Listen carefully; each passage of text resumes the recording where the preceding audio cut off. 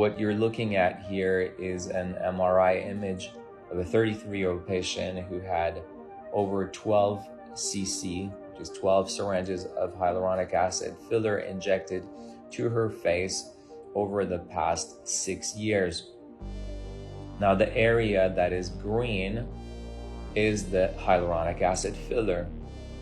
Now, what's interesting here is that when we did volumetric analysis, that means when we measured the amount of filler, the amount of volume that was there, it ended up being close to 28 cc, which is more than twice the amount of filler that was injected. And what this shows us is that hyaluronic acid fillers are hydrophilic. That means they love water, and they also cause tissue expansion. So that's important to know. And over the next several videos, I'm going to explain what are the problems associated with these things, how do we treat them, and there is a lot of misconception about dissolving, and we'll address some of those issues and concerns. So please stay tuned and follow for more. Kalau untuk yang muda-muda nih, area-area favorit buat filler nih, biasanya itu daerah bibir, yang mau kelihatan lebih plumpi, hidung, mau diisi sedikit, itu yang paling favorit nih ya, sama dagu biasanya. Ya komplikasi itu selalu ada. Yang paling ringan misalkan lebam di area injeksi. Kedua, bisa overfill, kepenuhan isinya. Ketiga, bisa migrasi, kita isi filler di sini tiba-tiba geser ke bawah, itu bisa. Lalu pasien bisa ada rasa tidak nyaman yang hebat, bahkan di beberapa kasus pernah ada yang menyebabkan kebutaan. Halo Stylovers, ketemu lagi sama Cece Stylo, dan kali ini Cece lagi menghadirkan Stylo expert, khususnya beauty expert yang ahli ya di bidang kecantikan. Dan kali ini Cece akan mengundang Dr. Rachel, SPDVE, yaitu spesialis kulit kelamin ya dulunya, dan sekarang jadi DVE, spesialis DVE, yang akan menjelaskan topik yang lagi hangat nih di kalangan di media sosial dan di kalangan para pencinta kecantikan nih khususnya. Kalau gitu langsung aja kita ngobrol bareng sama Dr. Rachel. Hai Dr. Rachel. Halo. Rachel. Rachel boleh, Rachel nggak apa saya. Baik. Nah, Dok, belakangan ini lagi sempat rame nih. Jadi kan apa-apa tuh kalau yang mengerikan ya Dok, soal kecantikan di media sosial khususnya TikTok gitu ya. Itu cepat banget viralnya, dan saat ini yang lagi rame tuh soal filler. Yeah. Nah, filler ini ternyata banyak banget masyarakat yang belum tahu nih filler itu sebenarnya apa sih yang masuk gitu ke badan kita, dan sebenarnya goals orang itu untuk fillers tuh apa. Nah, kali ini kita akan tanya langsung ke Dr. Rachel selengkapnya soal filler. Yeah. Nah, filler itu tindakan apa sih Dok sebenarnya? Ya, jadi filler itu adalah satu bagian kecil dari tindakan peremajaan atau rejuvenation yang sering dilakukan oleh orang-orang nih ya. Sekarang kita nggak bisa menyebutkan usia karena dari usia 20-an juga udah laris gitu ya. Makin lama makin muda usia orang-orang itu untuk melakukan tindakan peremajaan. Ya, jadi filler itu dari asal katanya fill. Fill itu adalah mengisi. Jadi filler itu prinsipnya adalah kita mengisikan sesuatu ke area wajah kita yang kita rasa perlu diisi. Jadi seperti itu kira-kira. Secara prinsip dasarnya adalah mengisi area yang diperlukan. Tinggal diperlukannya itu yang kita perlu bahas nih antara dokter sama pasiennya. Area mana yang kira-kira butuh diisi. Ya, karena itu very subjektif ya. Beauty is very subjektif. Jadi komunikasi antara dokter dan pasien itu yang memegang peranan penting menurut saya. Nah, itu tadi kan dokter bilang tekniknya itu secara teknis garis besar yang kita perlu tahu. Nah, berarti apa nih Dok yang diisi? Nah, ini ranahnya dokter kulit sendiri, apa aja sih Dok sebenarnya di filler itu yang diisi? Iya, jadi kalau apa yang diisi itu yang salah satu jenis filler yang paling common, paling sering digunakan adalah hyaluronic acid, persis seperti yang lagi viral itu. Itu memang paling banyak digunakan karena dia memang sebenarnya di badan kita tuh punya hyaluronic acid tuh seperti yang mengisi area-area persendian tuh hyaluronic acid. Jadi pemakaian itu juga hyaluronic acid yang sama digunakan untuk merejuvenasi area wajah. Yang paling populer itu sih Mbak sebenarnya. Oke. Nah tadi dokter bilang berarti badan kita itu memproduksi sendiri ya hyaluronic acid itu? Sebenarnya dalam memproduksi enggak ya, dari lahir kita udah punya. Cuma makin lama seiring dengan bertambahnya usia ya berkurang. Kalau kita ngomongin di area sendi-sendi ya, yang sendi tulang itu dia berkurang. Oke. Nah terus sebenarnya prosesnya itu bagaimana untuk filler dan nanti efeknya kepada pasien sendiri ketika melakukan tindakan itu apa dok? Oke, jadi kalau filler itu sebenarnya tindakan yang non-invasif. Jadi atau kita sebut dengan minimally invasif. Jadi operasi bukan, tapi dioles-oles dong juga enggak. Jadi dia ada tindakan penyuntikan menggunakan jarum biasanya atau kanul. Kalau jarum tuh dia ujungnya tajam, kalau kanul tuh dia ujungnya tidak tajam.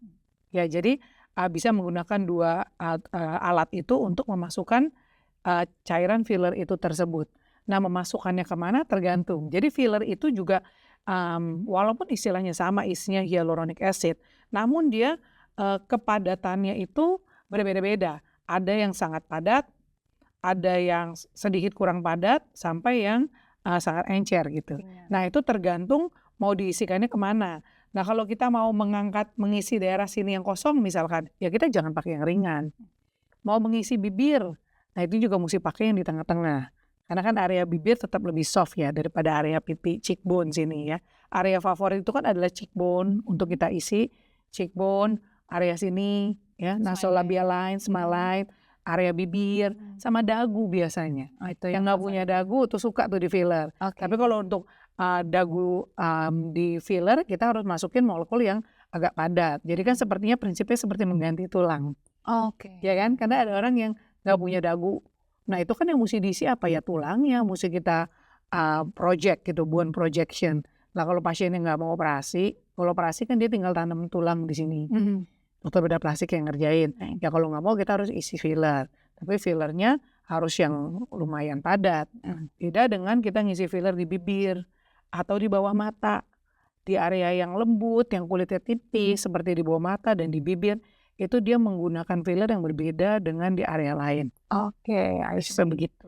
Jadi sebenarnya filler itu walaupun tadi jenisnya yang common hyaluronic acid, ternyata itu ada jenis molekulnya lagi yang berbeda, menyesuaikan pasien mau minta di filler daerah mana nih? Ya betul. Jadi memang itu membingungkan ya. Buat dokter sendiri juga membingungkan kok. Karena sekarang kan banyak banget ya produk filler dengan aneka jenisnya. Nah itu memang membingungkan. Jadi bagi para pasien yang tertarik untuk melakukan injeksi filler, sebaiknya tanya yang jelas, detail injektornya. Dokternya tanya yang detail. Nah, tujuan saya ini, saya maunya wajahnya seperti ini, diskusi sama dokternya, which fillers should I use gitu. Karena banyak banget. Karena goalsnya setiap orang itu berbeda, jadi mungkin dokter Raisa sendiri nggak bisa yang detail nih untuk jelasinnya, karena tadi molekulnya aja berbeda ya dok ya di setiap part muka kita. Nah, terus abis itu gimana nih dok? Banyak banget orang yang semenjak viralnya video yang mungkin tadi di awal kita tunjukin ya, itu banyak yang takut nih dok. Sebenarnya tingkat keamanannya sendiri gimana sih dok? Karena banyak pasien-pasien dan orang-orang yang ragu nih, jadi mempertanyakan filler itu sendiri gimana? Tingkat keamanan sendiri tindakan ini gimana dok? Kalau tingkat keamanan secara umum filler itu aman sih ya, cukup aman. Tapi sekali lagi sebelum melakukan prosedur memang benar-benar harus tahu banget produk apa yang disuntikan, karena produk banyak sekali. Banyak kan pasien-pasien tuh ditanya, apa bu yang disuntikan? Nggak tahu, saya percaya aja gitu. Ya mungkin ada bagusnya juga punya pasien yang pasrah, tapi kalau sebaiknya sih ya jangan. Kita tanya dulu produknya apa, expiry date-nya kapan, itu. Dan lalu injektornya, kita bisa lihat injektornya, kita bisa lihat apalagi sekarang sosial media kan banyak. Dilihat aja apakah dokter injektornya udah cukup berpengalaman. Karena kalau dilakukan dengan baik, pemilihan filler yang tepat, posisinya benar, itu akan membawa perubahan yang cukup signifikan di wajah Anda.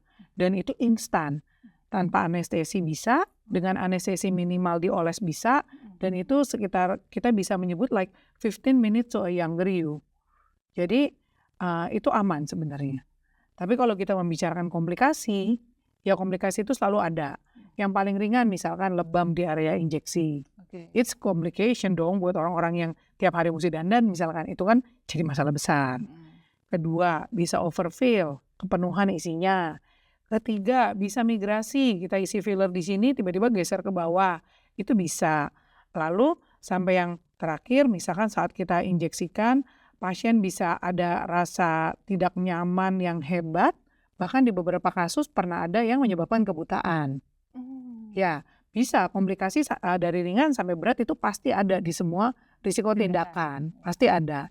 Oleh karena itu, sekali lagi ditanya yang benar. Ya karena memang itu sangat aman, cuman risiko komplikasi itu ada. Jadi ya banyak-banyak bertanya dan membaca. Jangan baca yang serem-serem doang. Benar. Ya. Oke dok. Nah, kalau tadi Dr. Rachel tuh jelasin tindakannya, prosesnya, dan isinya filler tuh apa. Nah, pasiennya itu terbatas nggak sih dok? Hanya pasien kondisi apa yang boleh melakukan tindakan atau umurnya sendiri itu seperti apa dok untuk pasien yang mau tindakan? Untuk batasan usia sih nggak ada ya. Nggak ada batasan usia, tinggal tergantung pada tujuan dari pasien itu tersebut untuk melakukan tindakan filler. Ya sebaiknya sih memang di atas 17 tahun ya, karena udah bisa konsen sendiri ya, inform konsen sendiri. Tapi batasan usia sih nggak ada, tergantung tujuannya. Oke. Nah biasanya kalau yang udah pengalamannya Dr. Rachel sendiri nih, pasien-pasien tuh yang paling umum biasanya datang tuh minta apa sih dok? Dan dia kepinginnya tuh diapain nih? Apa namanya hasil filler yang didapatkan? Biasanya sih kalau pasien-pasien yang datang langsung dok saya mau filler itu sih jarang ya. Rata-rata pasien mengeluhkan ini kok mukanya kelihatan capek, kelihatannya kok udah nggak tua sih tapi ya akuyu mungkin ya, kelihatannya kayak lelah gitu. Nah itu adalah ya kita jelaskan bahwa kalau misalkan keluhan pasien kelihatan lelah, kurang segar, salah satu opsinya adalah dengan filler. Tapi apakah filler bisa berdiri sendiri? Tentunya tidak ya, karena biasanya filler itu kan dia hanya mengisi. Namun di area wajah kita, di seluruh kulit kita itu nggak cuman filler doang loh. Kadang kalau yang keluhannya udah usia 30 tahun ke atas itu kan udah aging ya kita sebutnya ya, udah ada volume loss. Nah yang volume loss itu tuh beraneka lapis, dari mulai tulangnya mulai sudah terserap, resorpsi, sampai ototnya juga sudah mulai kendur, kulitnya udah kendur, lemaknya udah shifting. Jadi biasa harus kita edukasi ke pasien-pasien tersebut bahwa kita bisa filler, namun filler ini tidak bisa berdiri sendiri. Ibaratnya kita mengisi ke sesuatu yang sudah kendur. Apakah akan bagus? Belum tentu loh. Ada juga nanti dia akan makin jatuh fillernya karena tahanannya sudah tidak ada. Nah dari situlah kita perlu menjelaskan bahwa area yang sudah kendur ini harus kita kencengin juga dengan aneka modalitas lain yang juga zaman sekarang banyak banget with any devices sampai yang operasi larinya ke facelift. Seperti itu. Jadi memang kita harus melihat pasien itu tailor made dan secara holistik goalnya dia apa. Kira-kira begitu. Itu yang paling sering datang sih yang seperti itu ya, yang rata-rata udah volume loss sih. Oke, berarti case-case-nya seperti itu ya. Nah, tadi kalau bisa ditarik sedikit nih dok kesimpulannya, udah mengalami volume loss berarti udah sedikit berumur nggak? Maksudnya udah mengalami aging. Berumur mungkin angka relatif ya dok, tapi kulitnya yang aging. Iya betul. Nah itu bisa dicegah atau boleh lebih awal atau gimana nih dok kalau tindakan filler sendiri? Kalau untuk yang muda-muda nih, area-area favorit buat filler nih, biasanya itu daerah bibir, yang mau kelihatan lebih plumpy, hidung, mau diisi sedikit, itu yang paling favorit nih ya, sama dagu biasanya. Kalau untuk anak muda tuh, yang kita nggak ngomongin aging or volume loss, biasanya di situ. Di area tengah sini. Di area center ya. Area center. Ya, kalau udah aging biasanya hilangnya kan di sini. Ya. Kalau misalkan masih muda, ini masih bagus pipinya. Nah, yang buat mereka terganggu tuh biasanya di area sentralnya. Biasanya di situ favorit. Oke, thank you Dr. Rachel untuk penjelasannya nih soal filler. Semoga teman-teman style lover sendiri bisa tercerahkan dan paham nih soal konsep filler sendiri, dan mungkin yang masih agak-agak takut bisa lebih tenang lagi bahwasanya filler itu tindakan yang masih aman ya dok ya, dan juga asal dilakukannya dengan tempat yang terpercaya dan untuk injektornya juga alat-alatnya ya dok ya, dan tentunya dokter spesialis sendiri yang menjalaninya. Jadi itu pasti akan meminimalisir yang Risiko. ya. Ya, risiko komplikasi. Oke, kalau gitu Style Lovers itu dia beauty expert kita kali ini soal tindakan filler. Dan seperti biasa jangan lupa untuk klik like, komen, dan subscribe YouTube channel Style Indonesia dan sampai jumpa di video-video berikutnya. Bye.